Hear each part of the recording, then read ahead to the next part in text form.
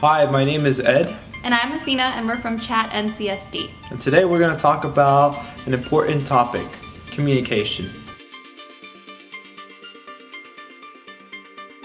Talking about sex, talking about STDs isn't always easy, especially when there are different ideas out there. But how do you approach these topics with your partner? It is important to have an open and honest conversation with your partner in order to have healthy relationships with one another. We decided to go out in a plaza and ask everybody what they thought about this.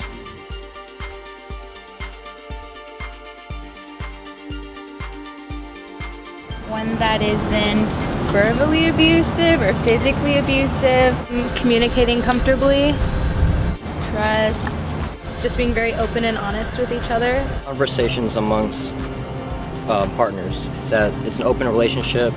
They're free to express themselves with one another. Obviously communication between one person and the next. Absolutely, that can change your life. So being open and honest and truthful is kind of what bases a relationship. So you can prevent it, because if you don't, then it's like when that person does probably get it or is like, has that sexually transmitted disease, it's like, I wonder what could happen if I knew sooner than like now that I have it. So yeah. Definitely did. That should be a topic that should be involved in that situation. Maybe embarrassment, not feeling comfortable with the topic. I feel like when you're just beginning to do stuff like that, it's hard to talk comfortably about it. Because it's embarrassing, I think. That would definitely be like my biggest answer, because it's like, it's not really an easy thing to talk about, especially like if you just met the person like not so like long ago, 3-4 months ago. Maybe they're ashamed of it, or they're not knowledgeable of the topic, or they haven't gone through classes or know about where to get condoms or advice to get that type of information. When and where? That's a good question. Whenever you're with your partner or the people who you are talking amongst. I'd say privately, because like maybe over dinner or something. I wouldn't really know, but obviously somewhere where you can get personal with the person and where you can really express your feelings. When you start getting into relationships, like probably like maybe the parents or like the school should talk about it with the students and just advise them. That's what I think. It depends on how far you are into the relationship. I think if you're ready to do it, then you have to talk about it. And if you're ready to do it, then you should be comfortable enough to talk about it. I don't know a specific place, but it could happen anytime, anywhere. If you're not, then I think it shows that you're not really to that part in the relationship quite yet.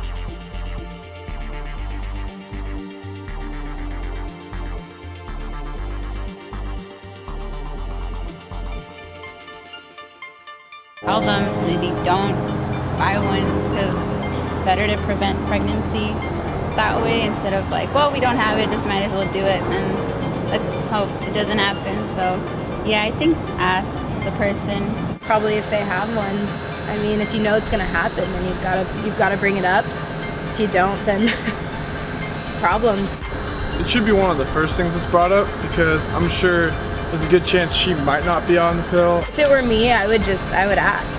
I'd rather ask than be worried probably a couple days later if, something happened. I would ask if she has experience in those things, and if she's open. You need to have the consent before you're gonna participate in any action. Clear, honest, and open communication is a must before having sex.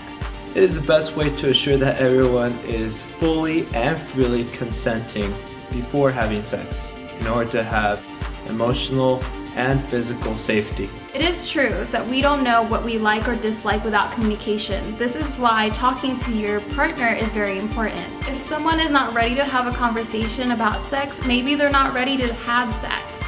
And remember, communication isn't just before sex. It has to be an ongoing process. There you go. Chat NCSD is a program of the Vista Community Clinic funded by the United States Department of Health and Human Services Office of Minority Health.